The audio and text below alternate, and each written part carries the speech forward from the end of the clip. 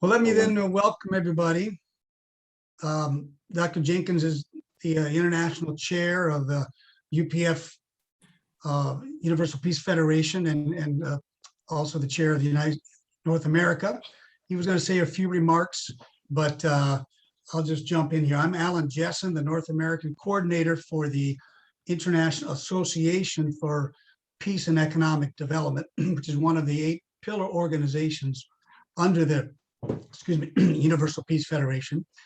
And we're a kind of a new group, so we're still growing and working, but I want to share with you a little bit. We have a great topic today, so let me just mention that. The topic is on economics, business, and trade relations in North Korea, with a focus on understanding special economic zones. And our 2 speakers who we have today have worked for years as in organizations that bring tours to business people, journalists, and tourists to North Korea. So we have a lot of experience on the ground. We're very much looking forward to their interesting viewpoints and experiences. Before that, let me just say just a little bit of word here. All that we do at the Universal Peace Federation is guided by a vision. And that vision is of the founders of UPF, Reverend Dr. Sum-Myung Moon and his wife, Dr. Hak Jahan Moon, for one family under God. And, you know, that means a family of nations. So we're talking here a little bit about North Korea, South Korea, and that's our perspective, that we are one family. We seek to build a world of mutual prosperity, interdependence, based on universally shared values. So we're founded in 2005, and the mission of IAED, let me read that to you, because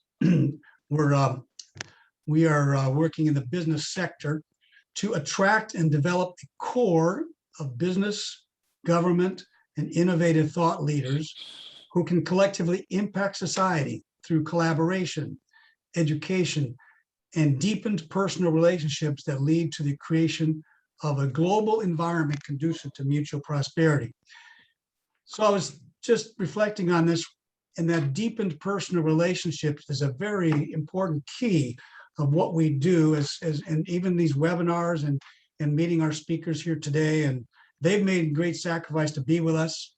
In fact, if you want to bring them to the screen, EJ, just for a minute, I'll introduce their in name, but I'll introduce them more as we each speaker. But Paul Tjia is speaking to us from Rotterdam.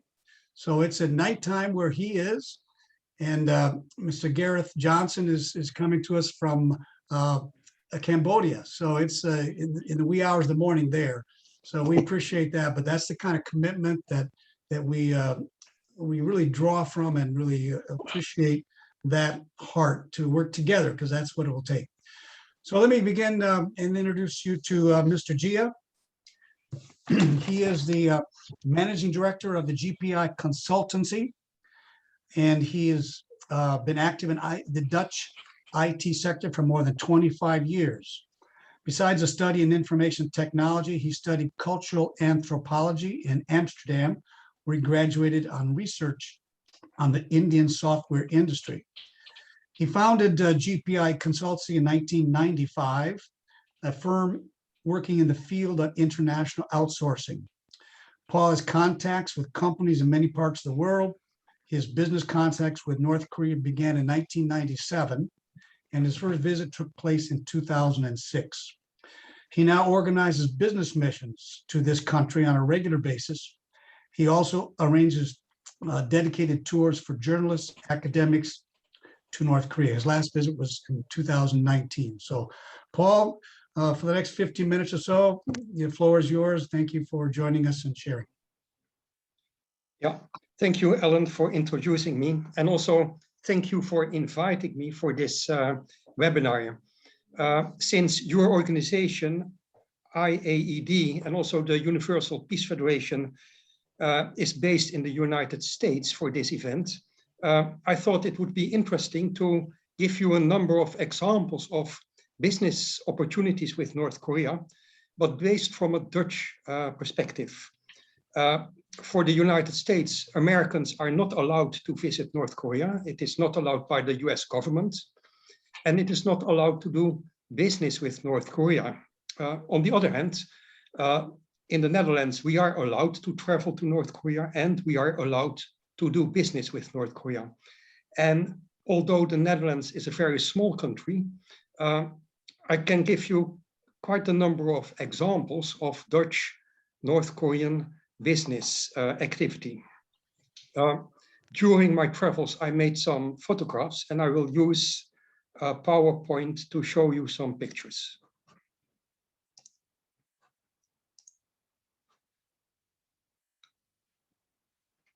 So my topic is giving you some examples of business opportunities with North Korea and based on a Dutch perspective.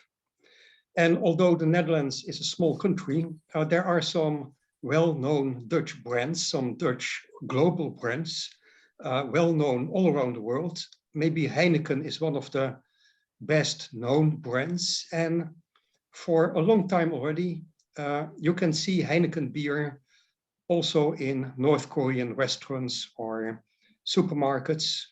There is even a North Korean Heineken-themed bar with a lot of Heineken promotion material. So this is just one example of a famous Dutch brand, which is widely visible also in North Korea. Another example of a well-known Dutch brand is Philips, Philips Electronics. There are various Philips products to be found in North Korea. I have seen Philips computer screens in North Korean software companies. These are Philips hair dryers, which I saw in a North Korean supermarket in Pyongyang. They were also selling Philips vacuum cleaners. So even if you are not really searching for Dutch products, it's easy to find them in the shops in North Korea. Holland is also well known for its flowers.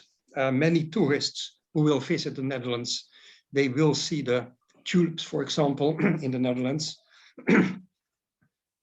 Flowers can also be seen quite widely in North Korea. And this is a picture in Pyongyang with some flowers. And Dutch companies have been selling flower seeds to North Korea for some time already. So some of the flowers you will find in North Korea, they originally come from the Netherlands. Also in the field of agriculture, you can find some examples of Dutch trade, Dutch exports. For example, this is a Dutch greenhouse built partly by the Dutch. The Netherlands, we have a lot of experience in building glass houses, greenhouses, and also some of the vegetables being grown in this greenhouse. You can see some tomatoes being grown are also exported from the Netherlands. This is just before the closure of the borders of North Korea. This is a North Korean delegation, and they were visiting some famous Dutch greenhouses as part of a study tour. So there is still some kind of business cooperation going on between the Netherlands and North Korea in the field of greenhouses. This is a fast food restaurant in Pyongyang. It has not been set up by a Dutch company. It is, I think, set up by an Asian firm. But the potatoes you can buy for the French fries, they originate from the Netherlands because the Dutch have been exporting potatoes to North Korea for some time. And also the chicken, by the way, can be partly from the Netherlands because the Dutch have been exporting chicken to North Korea also for some time. Regarding potato, it is not only the export of potato seed to North Korea, it was part of a huge collaboration project in which also some North Korean scientists went to the Netherlands to do research on potato diseases as part of their PhD study. And in addition, also Dutch scientists from the well-known Wageningen University, they visited North Korea to do research on the potato crops. I think it was a 4-year collaboration project, quite successful. Also, as part of academic research, North Korean delegation visited the Netherlands to research wind energy. And that's because sustainable energy is quite important nowadays for the North Koreans to do research. And there is some collaboration with Dutch universities in this field. When you are a tourist and you will visit your hotel in Pyongyang, some of the revolving doors you will find, they originate from the Netherlands. They are being exported by a famous Dutch company specialized in revolving doors. And I find it always fascinating. You can also buy revolving doors from Asian suppliers, but it was a Dutch company who succeeded in selling the doors to the hotels in Pyongyang. One of the most important trade activities was in the field of garments. Already for a long time, Dutch companies have been producing garments in North Korea. And this is an example of a garment factory in Pyongyang. I also took some Dutch delegations with me to visit Korean garment companies. And normally the Dutch companies, they were already doing the production in China, but they were interested in finding more suppliers in Asia. And that's the reason they wanted to investigate North Korea. And they found the factories quite clean, spacious, light, good quality in the products. So a number of Dutch companies decided to produce part of their garments, not only in China or in other Asian countries, but especially in North Korea. And some of the well-known Dutch brands, well, they produce the garments, as you can see here in the North Korean showroom. What you can see in the Netherlands, you could also see in the showroom in North Korea, the showroom of the garment company. Sometimes a lot of hand work was required. This is hand knitted garments, but it's also part of globalization. You can see, for example, the buttons, they were from Italy. The wool came from Australia. A lot of knitting work was done in North Korea, but some of the finishing work was done in China. So a lot of countries are involved just in the production of one piece of garment. Unfortunately, because of the recent United Nations Security Council sanctions, the production of garments is not allowed anymore. This is very unfortunate because a lot of North Korean workers have lost their jobs because of this. And hopefully this will change in the future. Russia and China are now trying to make the sanctions less restrictive. And I hope that garment production can be done in the future again. So far, I've been talking about Dutch exports to North Korea, but of course, North Korea is also apart from garments, I was talking about the Dutch exports. Garments, you can say, is something the North Koreans are earning money from, and that also is applicable to tourism. According to the United States government, it is too dangerous for Americans to visit North Korea.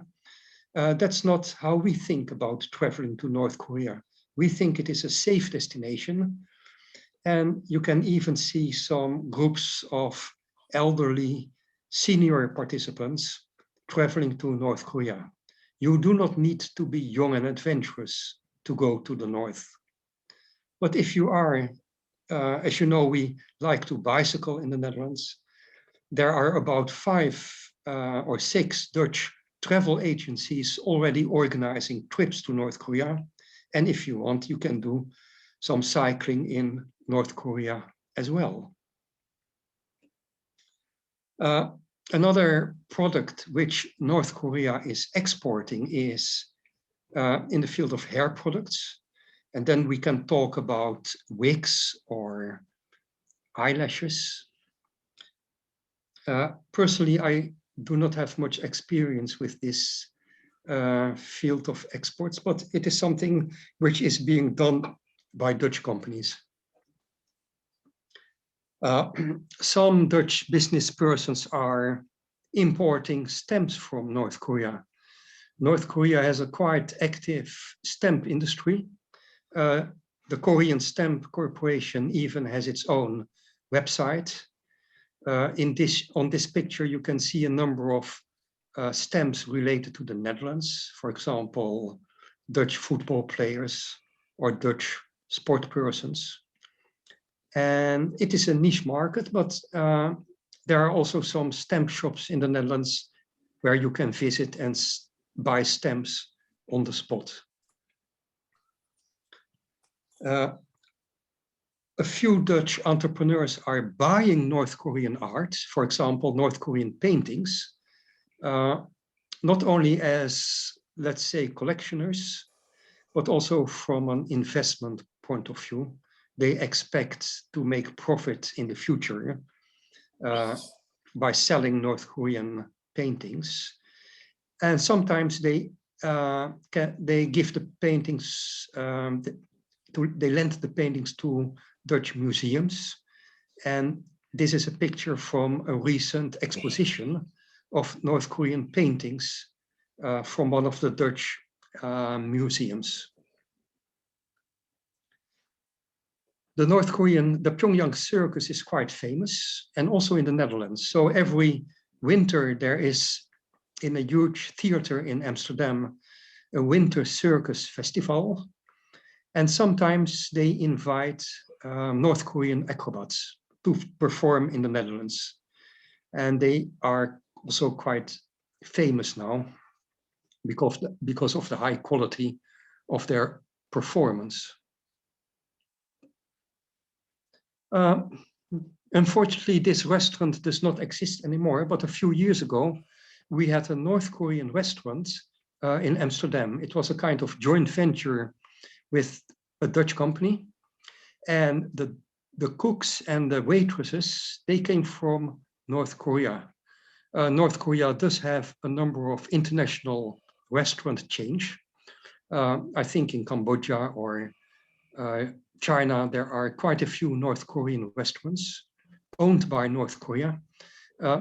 We did not have any North Korean restaurant in Europe. So this one was the first North Korean restaurant in Amsterdam. It was quite popular. The quality of the food was very high. It was considered one of the best Korean restaurants in the Netherlands. But unfortunately, because of the financial crisis, they did not survive. So it finished, this restaurant, a couple of years ago. This is a picture I took in Pyongyang in the showroom of a North Korean cosmetics company. North Korean cosmetics, it's quite well known in Asia. It's popular in a number of Asian countries. The variety is huge. And we could also see this in the showroom. There are many types of cosmetics available. It is not for sale in Europe yet, apart from Russia, I think.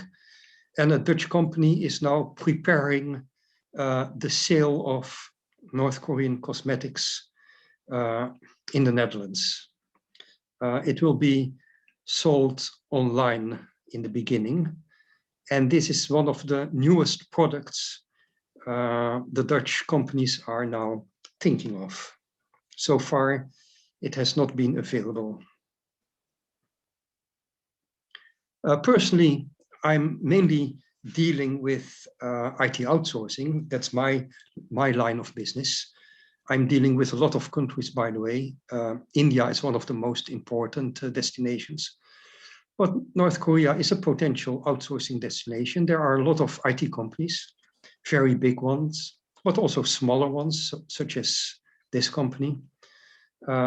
They are focusing on foreign clients, and they are doing a lot of different projects.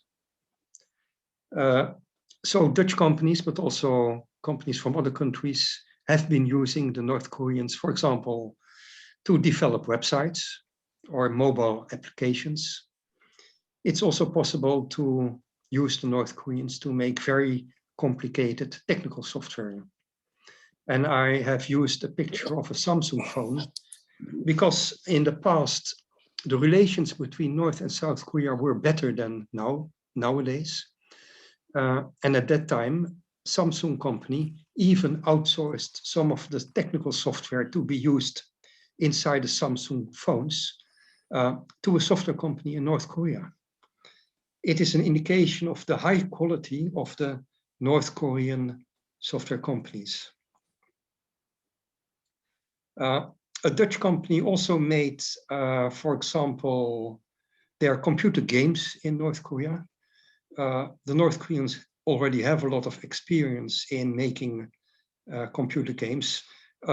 In this picture, you can see Go, the Asian chess, and their software version of Go even won a number of prizes in international contests.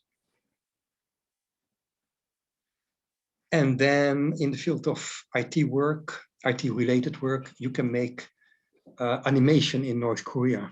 And I think Walt Disney from the United States is the most well-known animation client, which has been using North Korea to produce some of their cartoons. Of course, this is not allowed anymore because of the American sanctions, but nevertheless, North Korea has a quite thriving animation industry, mainly targeting children for their animation. I also want to mention this because there are in this field also a number of interesting startup companies. And I use this example of origami. Origami is the ancient art of paper folding, which is especially in Asia quite popular. And it is extremely difficult to make 3D origami simulation software. It is very complicated. And there is now a startup company in Pyongyang, and they are trying to develop 3D origami software. They are searching for funding, by the way. So if there is somebody willing to invest in a North Korean startup company in the field of IT, this could be a potential partner for them. So I've mainly used some Dutch examples related to trade, but it is mainly trade between the Netherlands and North Korea.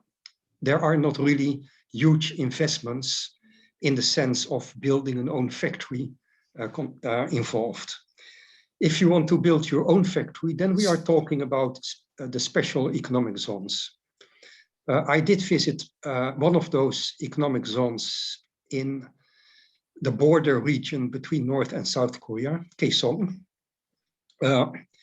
This is one of the models we were shown, how this Kaesong industrial zone could look like in the future.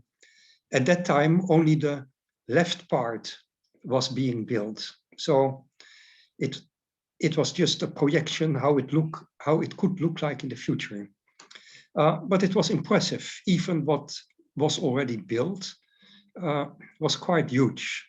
And then we are talking about South Korean companies who invested in building new factories from scratch.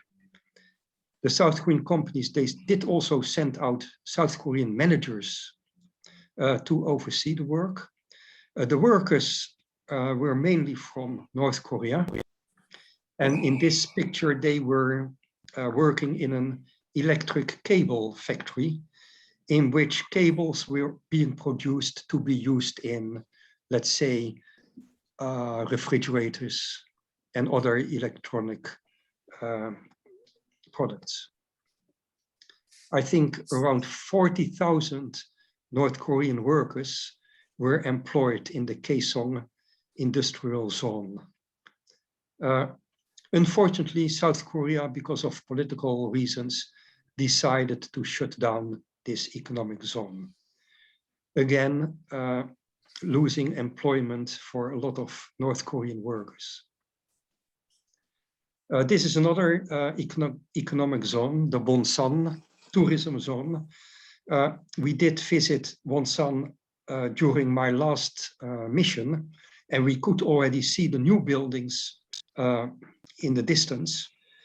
It is almost ready, I think, and as soon as the borders will reopen, it is the intention to host foreign tourists, for example, from China in this new tourism zone. So it's quite interesting to follow the developments. So in conclusion, although I mainly used the Dutch examples, and Holland is a small country, of course, if we would using China as an example, then we could mention hundreds of different trade opportunities. But even for a small country as the Netherlands, there's, you can say a variety of business opportunities and also existing business activities. Despite the sanctions, by the way, there are a number of sanctions. And if you want to do business with North Korea, you really do have to do your homework carefully. But nevertheless, there are many existing business opportunities.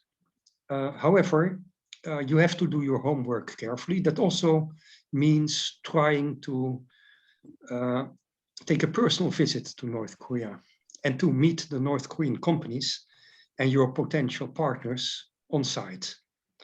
And a business mission is a very useful and effective way to meet a large number of Korean companies in a relatively short amount of time. And for example, we try to visit the Pyongyang International Trade Fair. You can see the picture. It's a very huge, crowded trade fair taking place twice a year. And it is one of the ways to meet potential business partners. Of course, it is depending on the opening of the borders. I hope the borders will be open again somewhere in 2022, but it remains to be seen, of course. But I think if you are not able to visit North Korea soon, it's also possible to arrange meetings with North Koreans abroad. In Europe, we have the diplomatic missions in different countries. We in Holland are dealing with the diplomatic mission in Switzerland, by the way. And it's also possible to meet the North Koreans, for example, in Switzerland, if you want to have some discussions with them personally. So I'm always willing to arrange those meetings with the North Koreans in Europe if you want. And for any other question, feel free to give me a question by email. Thank you. All right. Well, Paul, that was a tremendous, presentation with the pictures. We could see things we have not seen before. Few people have really traveled there, at least from the United States, as you mentioned. That's been difficult. So that was very helpful. Please put in your chat questions, and we'll try to get to some of those at the end of the hour here. And I'm going to now introduce our next speaker, Mr. Gareth Johnson. And Gareth has some interesting stories, experience to share with us as well. He is the CEO of Young Pioneer Tours.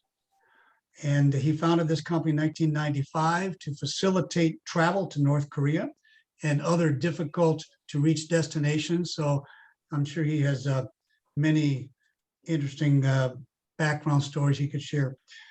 From his home base in China, which he's now moved to Cambodia, he was explaining, but he has organized numerous tours to North Korea, including the Special Economic Zone. So Gareth, you can probably share some, shed some light on those. And he is also a frequent contributor to the North NK News and various other blogs and podcasts. So I don't have a lot more on yourself, Gareth. You can share with us, if you would, any of your personal background or motivations and experience. Thank you very much. The floor is yours. Wonderful. Okay, well, firstly, thank you for inviting me on, and I'm very, very pleased to come and share my experiences with you. So my name is Gareth Johnson, and I founded Young Pioneer Tours back in 2008. The original reasoning for founding the company was that there was, a little bit of a lack of budget options to go into North Korea. So we were the first budget company. And we sort of lowered the price of tours to the country. And I think over the last 14 years or so, we've also put a number of innovations and changes with regards to tourism in the country. And we've pioneered a lot of new destinations. We opened the Northeast border, and we've specialised quite a lot in the Rason Special Economic Zone. And it's the Rason Special Economic Zone that I'm going to focus on mostly with what I'm going to talk about today. So Rason is located in the northeast of North Korea. It was the original special economic zone of the country. It was initially opened at the same time as countries such as China, Vietnam, etc., were experimenting with special economic zones. So it's gone up and down a bit with how successful it's been, but it is the one mainstay. So people talk about Kaesong and the Bonsan special economic zones, but Rason is sort of the one long-standing success story, as it were. So to give some comparison, around 5,000 to 7,000 Western tourists visit mainland North Korea, visit Pyongyang every year. Rason gets less than 100 tourists per year. Obviously, this is all pre-COVID-19. So what makes Rason? There's a lot that makes Rason different from the rest of North Korea, but it is essentially the only place in the country where they actively promote and openly espouse what you would call a mixed economy. When you visit there as a tourist, it's there's a lot of very, very unique experiences that can't be had in anywhere else in the country. For example, you can change money at the street rate rather than the official rate, and you can visit the private markets. Now, obviously, there are private markets throughout the DPRK, but they exist in a different kind of official realm. When you visit Rason, you can officially go to these private markets, haggle for stuff. It's, a very similar Asian market experience to anywhere else in the world, except you're doing it in the DPRK. The private markets are predominantly dominated by Chinese consumer goods, which are then brought, resold, go around the country. But there's also local goods that are sold as well, and you'll have it's particularly famous for its seafood. So you'll have Chinese day traders that will come to Rason, buy seafood, take it back to China the same day and sell it. Rason is also the only part of North Korea that technically, at least, is visa-free. You don't need a visa to visit, but you do need a travel permit, which in a lot of ways involves the same amount of bureaucracy as a visa. But I mean, they do facilitate travel there a lot easier than in other parts of the country. For example, it's a lot easier. I've hired Chinese bus drivers to drive us around Rason, and you have a certain degree of freedom that you don't have when you visit as a tourist in Pyongyang. You can just pick your own hotels, pay for your meals, travel about to an extent like you would in any other country. You still have your local guides and your translators, but there is a lot more sort of freedom there, as it were. Another element that makes it different on the visa aspect, and again quite interesting, is Rason is almost completely separate to what I would call mainland North Korea. So citizens of Rason need special permission to go to the rest of the country, and people from outside Rason, North Koreans from outside Rason, need special permission to go into Rason, because there is, which I'll get into a little bit later, sort of a bigger plan on what they want to achieve with this area. There are huge plans, which obviously were pre-pandemic and pre-sanctions, but they do have big ideas about what they want to do with the Rason special economic zone. So as for the business scene in Rason, it is the only place where you will see open expat businesses. Now, it isn't as eclectic as other countries, but where in Pyongyang and even the new economic zones, you will not see private businesses or foreign businesses as such.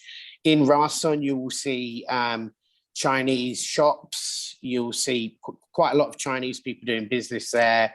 There's a Ukrainian restaurant, for example. There's lots of joint venture factories. There are even, I've been to clothing factories. Paul mentioned about the clothing industry in North Korea. A lot of that is done in Rason, and a lot of that is subcontracted away from China. I've even seen clothes being made for the South Korean market in Rason. So there's quite a lot of business that is going on around there. I even know of a Korean American guy who has a pig farm there and does farming there. So it's one of the easier places to move to if you want to do business to some extent. There's also, Rason is also the only place in the DPRK where there is a completely foreign-run hotel, the Imperial Hotel and Casino. And this, to an extent, almost enjoys extraterritorial status, and it's extremely popular, particularly with Chinese gamblers, but also Russian gamblers as well. So obviously there is the casino in the ground floor of the Pyongyang Hotel, but this is not just, a tiny thing. This is a big resort with a beach in front of it as well. So it's another part that makes Rason particularly unique. One of the main times to visit Rason, again, it was mentioned about the two trade fairs that happen in Pyongyang, which are where North Korea gets to showcase many of its products and foreign companies get to come in and do the same. There's actually 3 trade fairs in North Korea. 2 of them happen in Pyongyang and 1 of them happens in Rason. Every July, pre-COVID, there was the Rason International Trade Fair.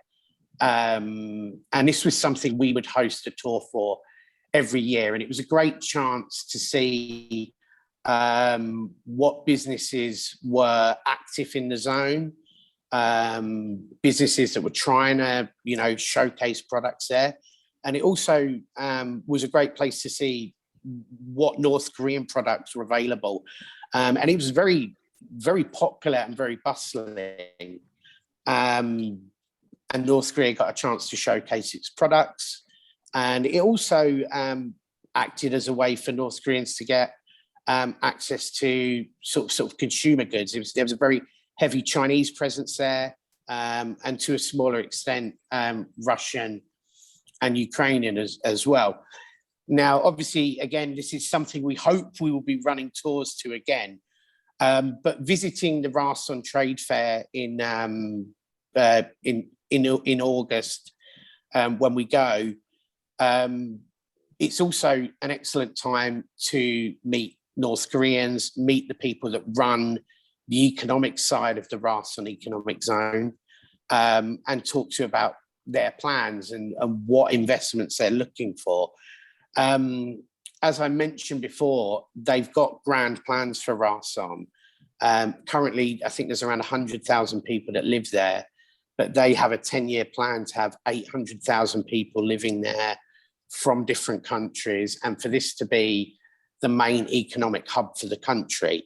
It should be noted that it's also where Russia has leased the port from them. They've got the deep sea port there. It's an extremely important port just in general for North Korea, China and Russia.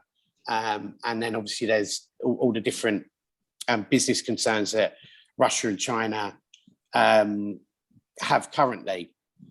So when you do meet the economic people in Rason, they are very excited and they are very, very pro-investment. But what investments are they looking for? We've spoken a lot to them, and again, whilst they are pro-investment, they tend to be more interested in larger infrastructure projects like hotels and resorts, rather than smaller scale things like shops and bars or whatever. But obviously, they're also interested in any kind of import export.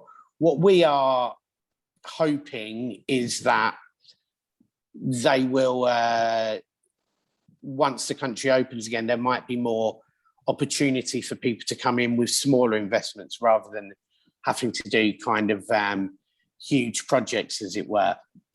Rason is also different to North Korea in a number of other ways. It is still very much the DPRK. You will still see the same kind of propaganda you see in other places. There is limited access to the internet and things like that. But there are also a lot of differences. There's the fact that you can openly do business there.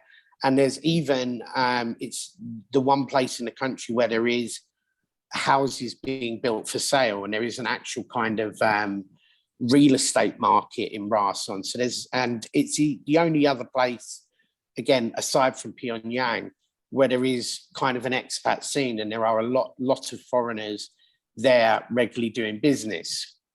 Now, how does Rason compare to the other special economic zones in the country? In essence, it's the only one that has worked so far, or has worked to a degree. Much has been spoken about with Sinuiju, but Sinuiju, again, has been sort of on-off.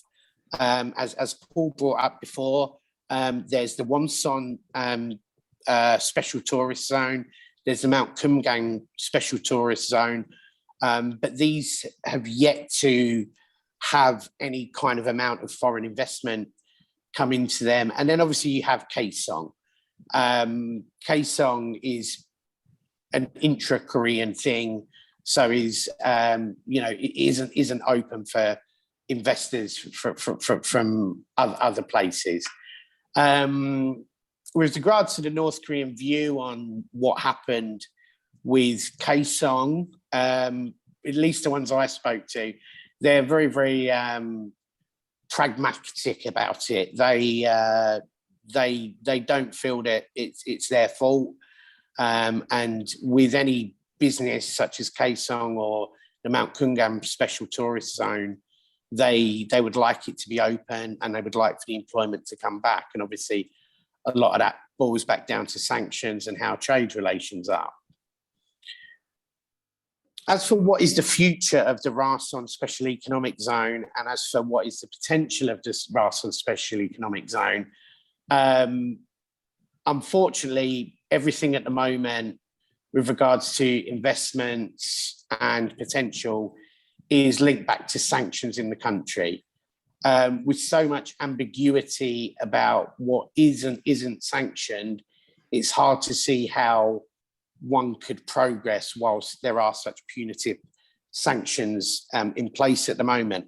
As was previously mentioned about the Pyongyang restaurant chain, for example, with there being one in Holland, at the moment you will only find, whilst it was previously available in many, many different countries, they've now mostly been closed.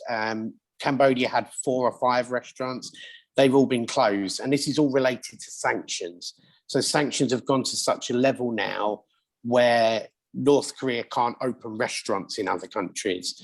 So the future is very much related to how things end up with sanctions, and if we do get a chance for some lightening of them, then I think there is some potential there. And we certainly see potential with it. And lastly, like I say, we just feel that we hope that when Rason does open up,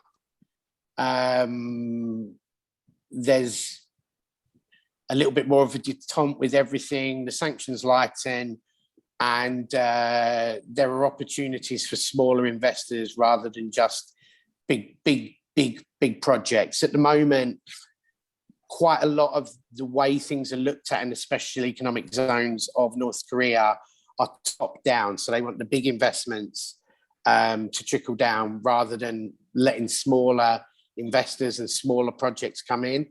I certainly hope that they allow a little bit more of a bottom-up process allowed into the zones as well.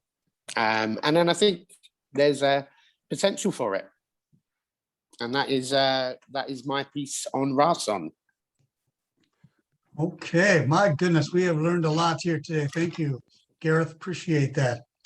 I'm going to we have some questions and I'll get to them right here, but I just have a question myself to clarify. Gareth, you mentioned when they allow, when they open up and they allow investment. So are you referring to the central government, or you also indicated these economic zones are different than the country, so that's where most of the foreign investment is allowed to flow into? Is that, am I getting that right? Yeah, pretty much. So, I mean, Rason, for all intents, works. I mean, I wouldn't go as far as to give like a China and Hong Kong comparison, but in essence, it does work in a similar way to that. So there are economic planners that plan specifically for Rason, and citizens of Rason need special permission to go to other parts of the DPRK and vice versa. So it does exist kind of in a separate bubble to the rest of North Korea, but obviously there is a central planning element, but it is the one place that does have something you would vaguely call a mixed economy. Okay, thank you. Paul, do you have anything on that you want to add? Well, from a Dutch perspective, we are not dealing that much with special economic zones. In my view, there are advantages, but it is not really required if you just want to do trade. If you want to sell things, if you want to buy things, maybe on a limited scale, then you can do it in basically everywhere in North Korea. You do not have to go to a special economic zone. But nevertheless, if you want to do investments, or if you want to explore a little bit different areas in North Korea, like the one Gareth mentioned, you hardly need a visa to go to Rason. That makes life very easy, of course. So it is indeed an attractive option to explore.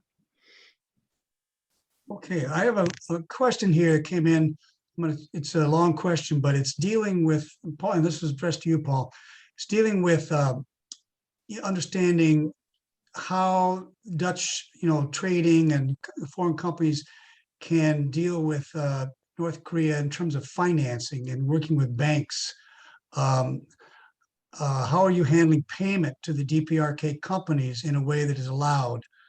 Obviously there has to be two partners to do business, and there's a lot of restrictions here in the United States. I guess that's different from your part of the world. Does that make sense there? Well, so the Americans are not allowed to do business with North Korea, and that's okay, that's fine if they don't want to do it. But the problem is the United States should mind their own business, and they should not mingle in the business of other countries. So what's happening now, for example, there's this large Dutch bank called ING. They are one of the largest Dutch banks in the Netherlands, and they used to have an office in Pyongyang. So that was easy for the European companies. There was a European bank, a Dutch bank, with an office in Pyongyang. Due to the sanctions of the United States, ING had to close down its office. But it's not only the closing of an office. The United States does not allow any bank in the world to facilitate business transactions with North Korea. So if a small Dutch company wants to buy, let's say, hair products or cosmetics from North Korea, they cannot use any bank in the world to finance or to pay for the products.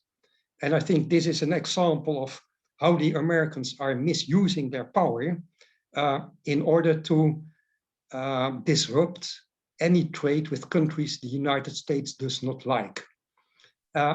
It does not mean that it is impossible to pay the North Koreans, not at all, because there is a lot of trade going on, but it is becoming more difficult, more expensive, and more complicated to pay for the products. And in the end, it has not much effect, because also the example is the United Nations Security Council sanctions.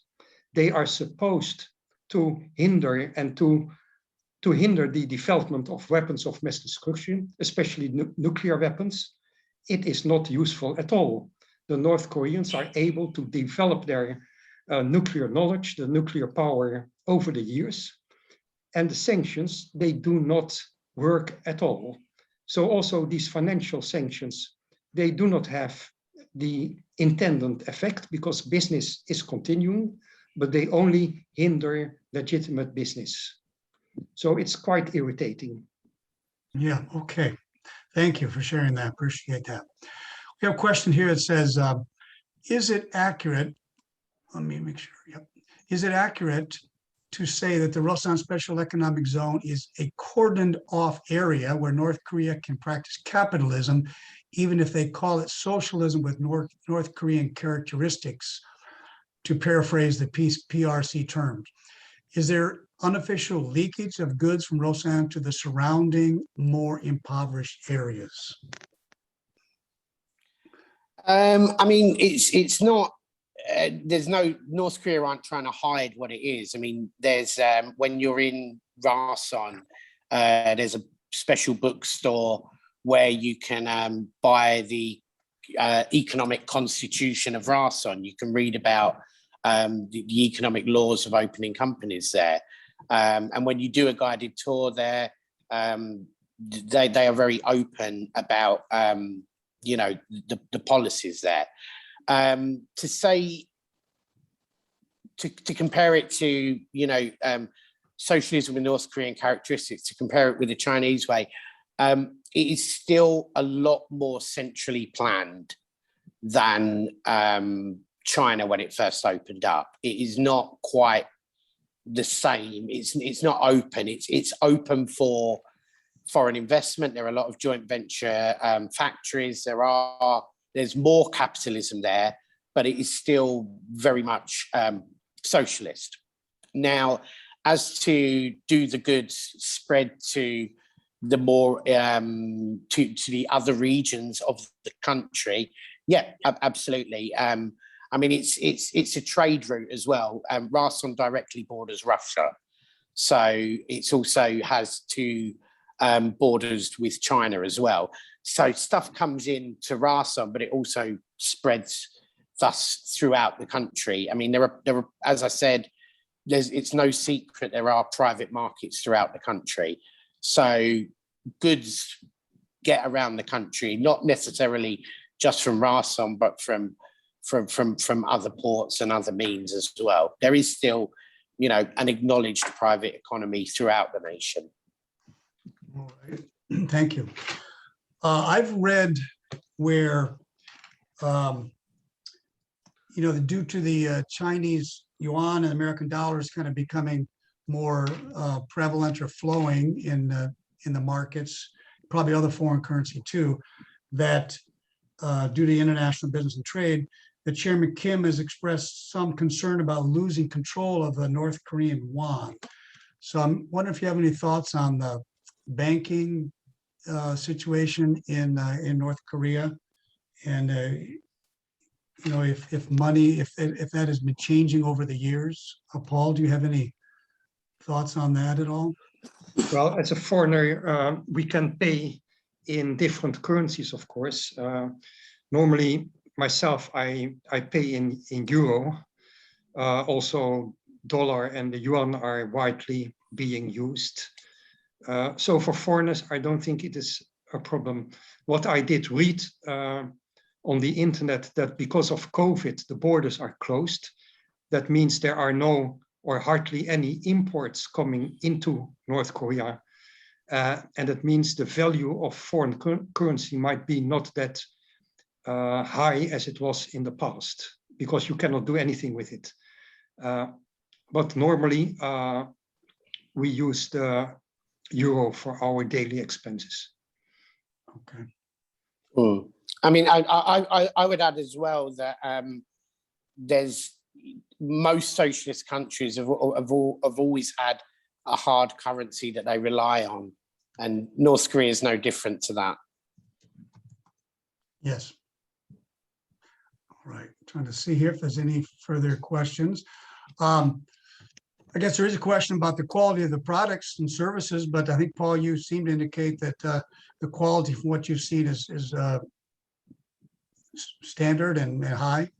Well, for example, I mentioned the example of producing garments in North Korea.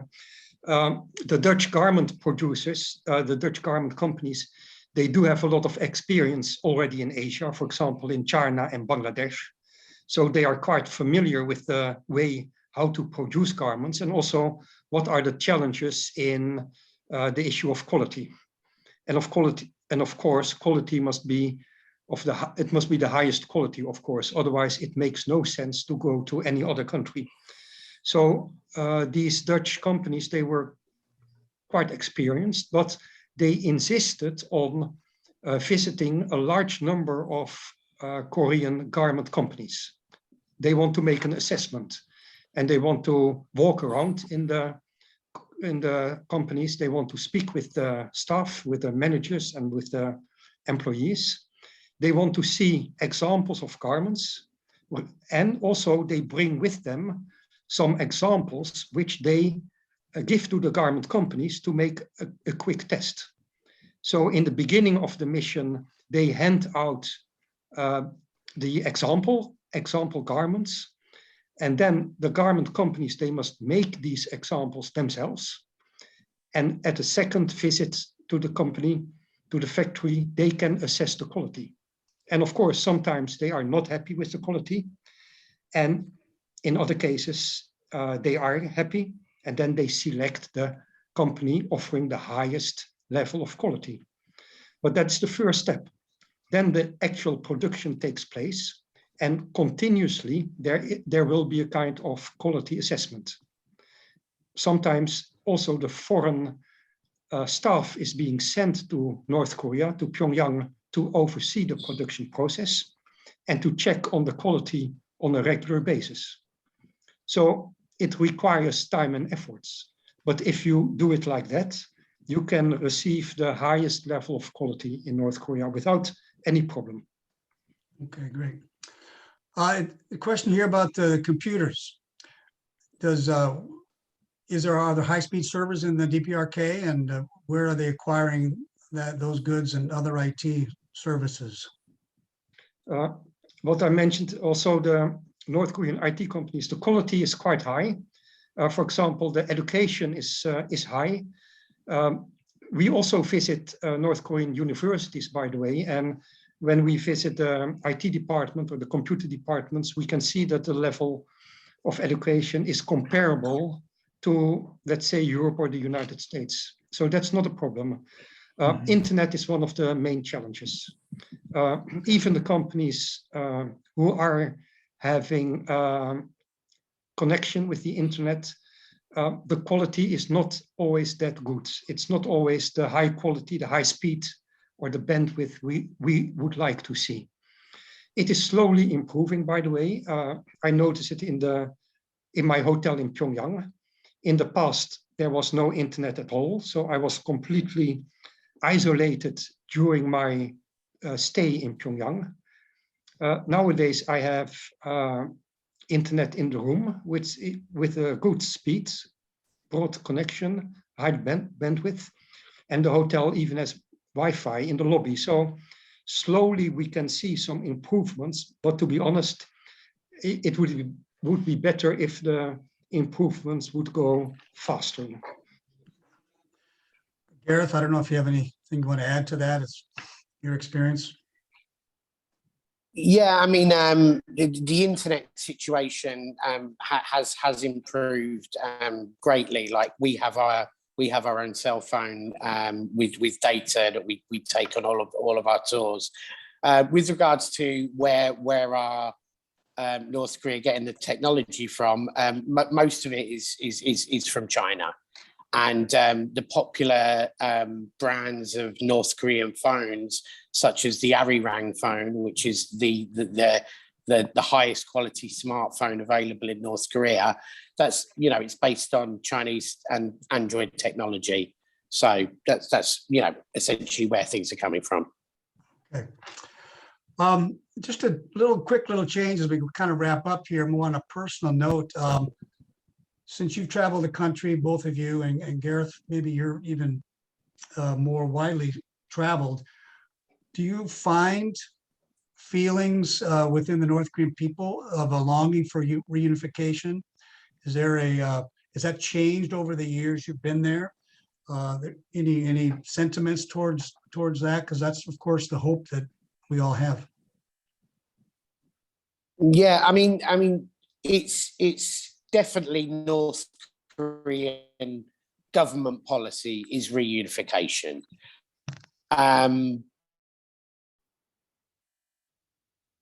But Getting a little bounce here. And they do reunification. Oh, sorry. Yeah, my North Korean friends feel very strongly that they want reunification.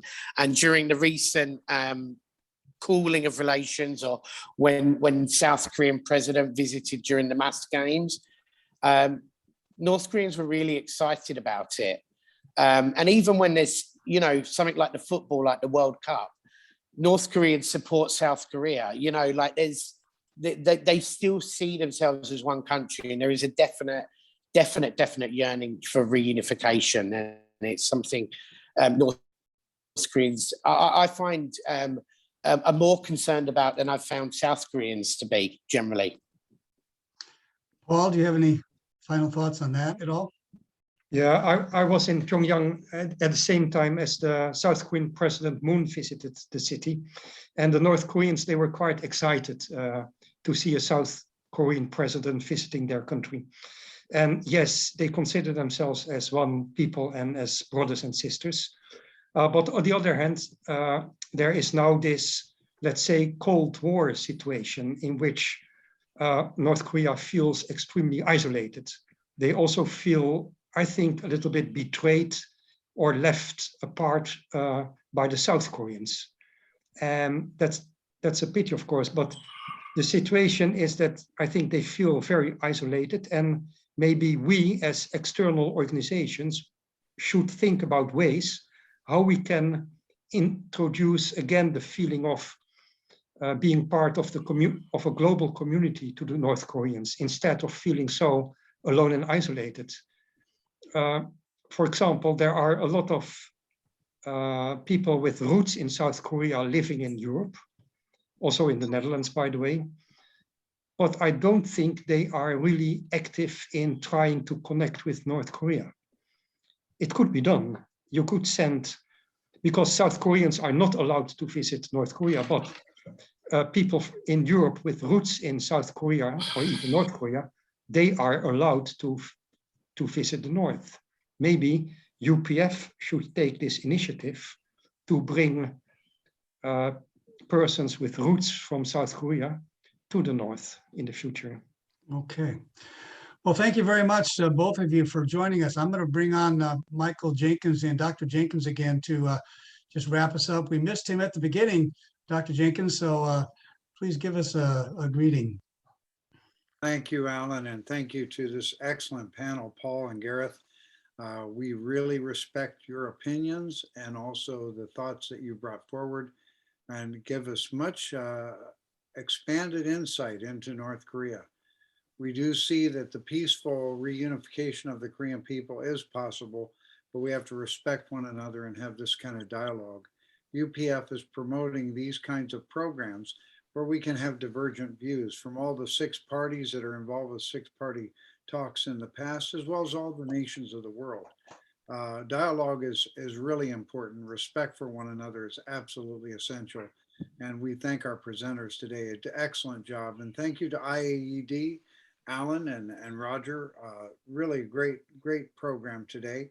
Next week, we have the International Media Association for Peace, where we will have journalists on discussing options for the peaceful reunification of Korea. We're just honored to be part of this. Thank you so much, Alan. You can take it back. Thank you. Yeah, one last word for our viewers and visitors. There is a link to sign up to receive an email notification of our meetings to the IAED. So I believe that can be posted in the chat there. And we welcome you to stay with us as we continue to explore different ideas, not only on North Korea, but other economic topics of interest for the purpose of UPF. So very well, thank you all. Appreciate Gareth and Paul. You know, as they say in Korea, kamsahamnida, right? Yep. Okay, be well. Thank you. Okay. All right. Thank you.